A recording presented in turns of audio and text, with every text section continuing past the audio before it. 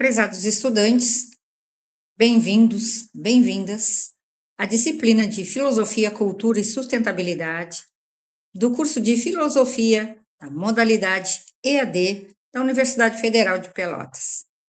Estamos nos aproximando do final do semestre, estamos a apenas mais 2 videoaulas e encerramos o semestre. Que bom que chegaram ao final do curso. Quem chegou, parabéns já de antemão. Muito legal saber, assim, que foram persistentes o suficiente e chegaram à conclusão deste objetivo.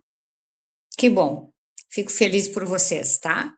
Mas vamos lá, na nossa 13ª videoaula, falando mais um pouquinho sobre sustentabilidade.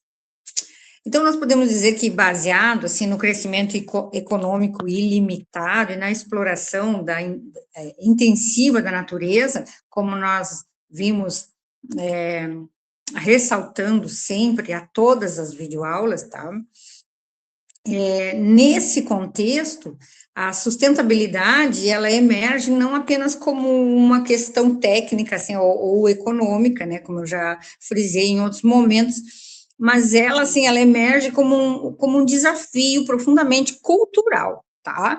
Ela exige a revisão de valores, de hábitos, de modos de vida, tá? E a forma como nós nos relacionamos com o ambiente, com o planeta, né? Quais são as nossas ações. Então, por isso cultural, exige uma revisão de nossa parte, uma revisão cultural de nossa parte destes nossos costumes, ou a forma como nós nos relacionamos com o ambiente, com o meio no qual nós estamos inseridos, tá?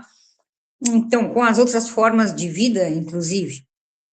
E também a forma de compreendermos a relação que existe entre a sociedade e a natureza a partir de um novo ângulo, de uma nova visão, uma nova perspectiva.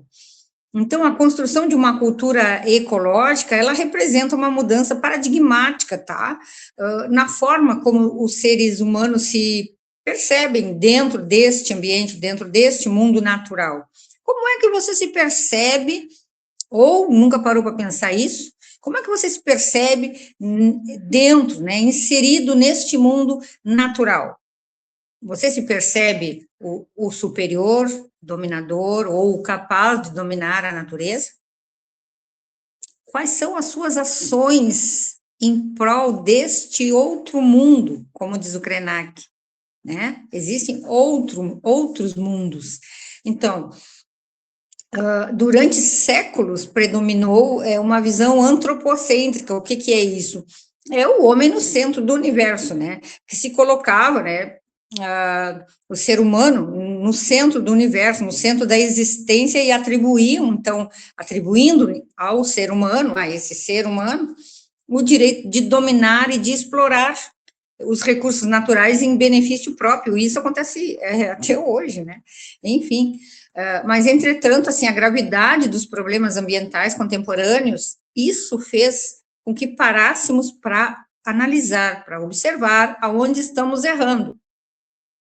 Aonde estamos errando, ou o que precisamos fazer para mudar essa nossa visão com relação ao mundo de outros seres vivos, tá? Então, a gravidade desses problemas ambientais contemporâneos, nossos, né, agora, eles têm impulsionado o surgimento de outros paradigmas, de novos paradigmas que defendem uma relação mais equilibrada entre seres humanos, ou o homem, e os outros seres vivos, ou a natureza. Então, assim, que essa relação seja mais equilibrada, mais responsável, mais sustentável com o planeta, tá? E, nesse sentido, a sustentabilidade, ela tem que ser compreendida como um processo de transformação cultural, que envolve, sim, com certeza, mudanças nas formas de produção, nas formas de consumo, na educação, na participação social, e por aí vai. Então, mais do que uma meta ambiental, A sustentabilidade, ela representa um novo modo de pensar, de organizar a vida no coletivo, tá? Fundamentado, então, na interdependência entre seres humanos e natureza, mas para que isso aconteça, nós precisamos ter essa clareza, perceber que tem que haver essa interdependência entre seres vivos e não o ser humano antropocentricamente colocado como o centro do universo.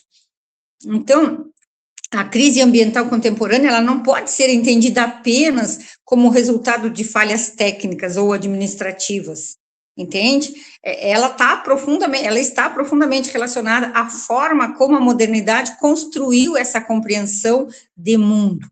E desde a Revolução Científica dos séculos XVI e XVII, consolidou-se, então, uma visão mecanicista da natureza, como nós já vimos em outras videoaulas, né, já falamos sobre isso, que tudo começa lá, segundo o qual, nesse tempo, o mundo natural seria uma máquina composta por partes separadas e passíveis de serem controladas por nós, humanos.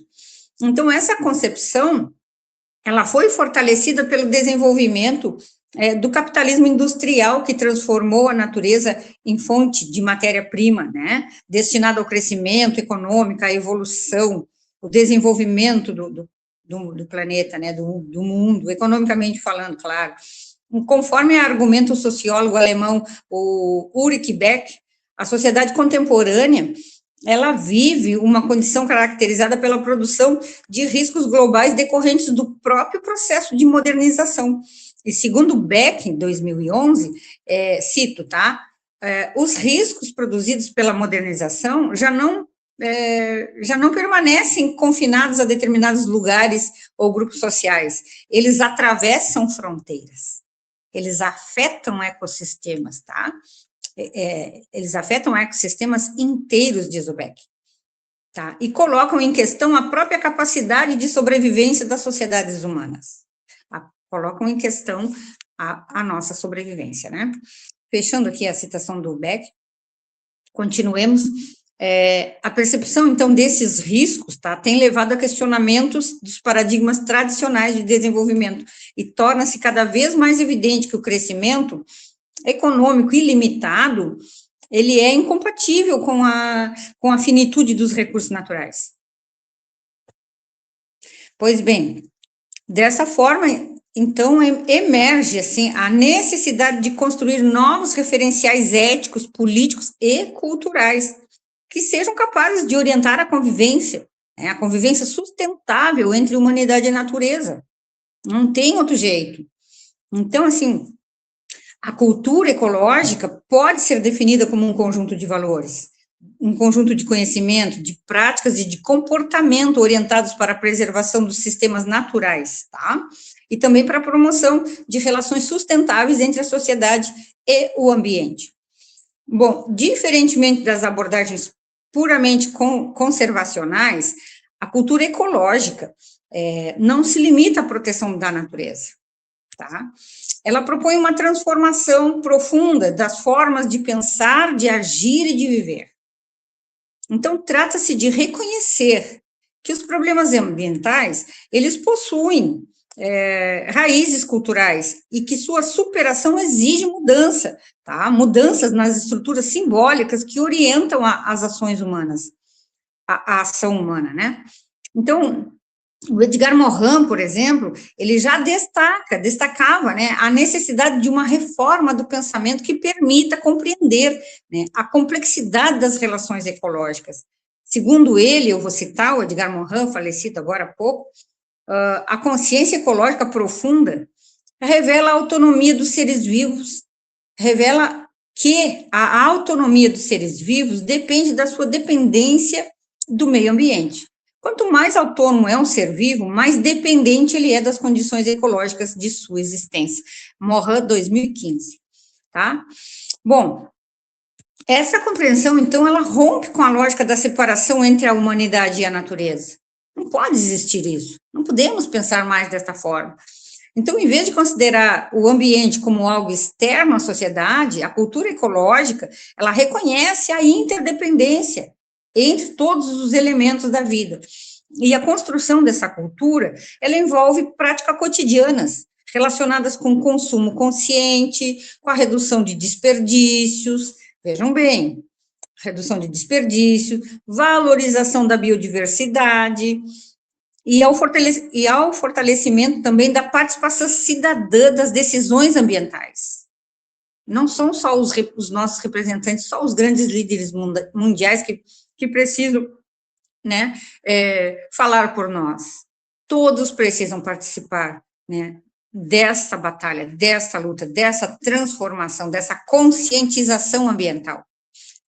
Bom, então a sustentabilidade, ela vem como uma transformação cultural, e frequentemente a sustentabilidade ela é associada a tecnologias verdes, energias renováveis, ou políticas de preservação ambiental, não é mesmo? Então, embora estes aspectos sejam importantes, eles não são suficientes para enfrentar a crise ecológica na sua totalidade. A sustentabilidade, ela implica uma mudança cultural capaz de transformar padrões de produção e consumo que caracterizam as sociedades contemporâneas. Então, nesse sentido, a sustentabilidade envolve a redefinição de valores que orientam as escolhas individuais e também as coletivas, tá? Já, desculpa, o filósofo espanhol Henrique Leff, ele argumenta que essa crise ambiental é também uma crise de conhecimento, uma crise do conhecimento e da racionalidade, tá? Dessa racionalidade moderna, o que para ele, a sustentabilidade emerge como uma nova racionalidade social, que questiona os fundamentos econômicos e culturais da modernidade, e propõe novas formas de apropriação da natureza e da organização da vida social. Essas são palavras do Leff, tá? Então, assim, a transformação cultural necessária para a sustentabilidade, ela exige a superação de valores associados ao consumismo. O que poderiam ser a superação de valores associados ao consumismo? Superação praticamente do mundo capitalista, né? Se nós pararmos para pensar, o capitalismo nos leva ao consumismo. Essa aula não está voltada para este assunto, porque aí nós vamos nos estender bastante no tempo, mas vocês são capazes o suficiente de fazer essa relação, tá? Superar esse consumismo, que não deixa de ser superar o método capitalista que nos faz consumir, assim, desenfreadamente, sem nos darmos conta, na maioria das vezes, né?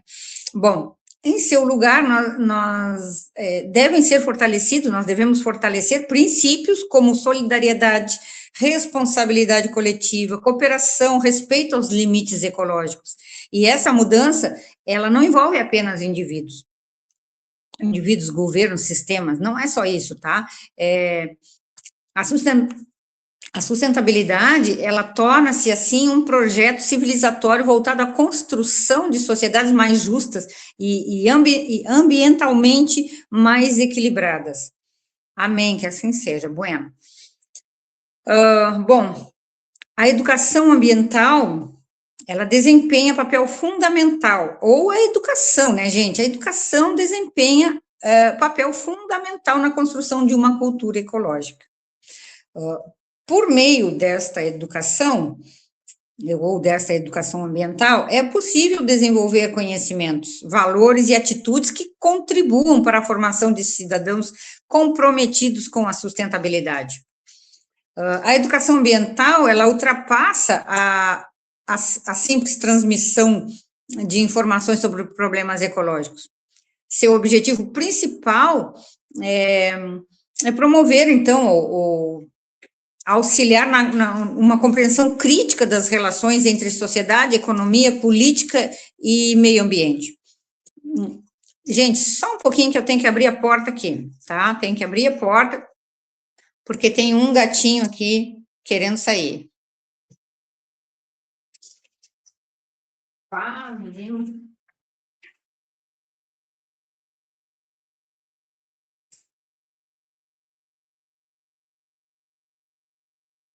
De volta, desculpa aí, mas ó, o gatinho não ia deixar eu terminar de falar, não tem condições. Ele queria sair, quem tem gatinho sabe, a gente tem que abrir a porta para quando ele quer sair, abrir a porta quando ele quer voltar. Eu espero que ele deixe eu terminar de gravar a aulinha com vocês, tá? Bom, nós estávamos falando então sobre a educação ambiental, né? Então, a educação ambiental, então, ela ultrapassa a simples transmissão de informações, tá, sobre problemas ecológicos. O objetivo principal da educação ambiental é promover, então, essa compreensão crítica das relações entre sociedade, economia, política, educação e ambiente, tá? Já o Paulo Freire, né, nosso maravilhoso Paulo Freire, ele contribui significativamente, assim, para essa perspectiva que ao defender que uma educação, aliás, ao defender uma educação voltada para a conscientização, tá, e para a transformação social, embora não tenha tratado diretamente de questões ambientais, a pedagogia do Paulo Freire, ela oferece fundamentos importantes para tal educação ecológica, tá, ou para a educação ecológica. Eu posso citar aqui o Paulo Freire, quando ele diz que a conscientização, ela implica os homens, que os homens assumam o papel de sujeitos que fazem e que refazem o mundo. Quanto mais criticamente compreende a realidade, mais capazes se tornam de transformá-la. E é isso que eu quero de vocês. Quanto mais criticamente compreendam a realidade, mais capazes vocês serão de transformá-la, tá bem? Então, aplicada ao campo ambiental, essa concepção, ela favorece o desenvolvimento de uma cidadania ecológica baseada na participação ativa dos sujeitos, tá? E na responsabilidade compartilhada também. E a educação ambiental, ela contribui para a formação de sujeitos capazes de compreender a complexidade desses problemas ambientais e também de atuar, tá, na construção de alternativas para esses problemas todos, né, alternativas sustentáveis. Nesse meio todo, nós podemos falar da contribuição indígena, dos povos indígenas, né, para esses novos paradigmas ecológicos. Então, as reflexões sobre sustentabilidade, elas têm sido enriquecidas pelas contribuições dos povos indígenas, que eles sempre souberam lidar com o planeta, com a terra, com a mãe terra deles. Deles não, nossa, mas eles já viam, há muito tempo, sempre viram e respeitaram o planeta, os outros seres vivos, coisa que nós não costumamos fazer. Bom, o líder indígena brasileiro, né, que a gente está vendo, está focando um pouco, que é o Ailton Krenak, da comunidade Krenak, ele destaca que a crise ambiental ela está relacionada à crença moderna de que os seres humanos estão separados do restante da vida. A gente também já viu isso aí. Inclusive, uma das suas obras mais conhecidas, né, que podemos adiar o fim do mundo, ele afirma que nós somos acostumados a pensar que somos uma humanidade, mas a humanidade que nós imaginamos, exclui rios, montanhas, florestas e os outros seres vivos. E essa separação nos levou a uma relação destrutiva com a Terra. Então, a perspectiva indígena, ela rompe com a visão utilitarista da natureza e propõe uma compreensão relacional da existência. E nessa visão, seres humanos, gente, fazem parte de uma grande comunidade de vida, na qual todos os elementos possuem um valor e um significado. E as cosmologias indígenas, elas oferecem importantes contribuições para os novos paradigmas, tá? Ecológicos, ao enfatizarem a reciprocidade, o cuidado e a interdependência entre todos os seres vivos. Bom, essas concepções, elas ampliam o debate sobre sustentabilidade ao incorporar, tá, saberes historicamente marginalizados pela racionalidade ocidental moderna. Eu tinha aqui ainda mais alguma coisa anotada aqui para falar sobre a contribuição do Habermas na construção de uma racionalidade ecológica, mas eu quero ir lá para, se der tempo eu volto, porque nós já estamos com quase 20 minutos de aula, e as minhas videoaulas têm se estendido um pouquinho, né, além dos 20 minutos. Eu vou pular aqui as minhas anotações e vou... Peraí, deixa eu só me encontrar aqui. Ainda estou no Habermas aqui, eu vou lá no Krenak, tá? Bom, deixa eu... aqui, agora vai dar. Bom, gente, eu anotei aqui, tomando nota aqui para vocês,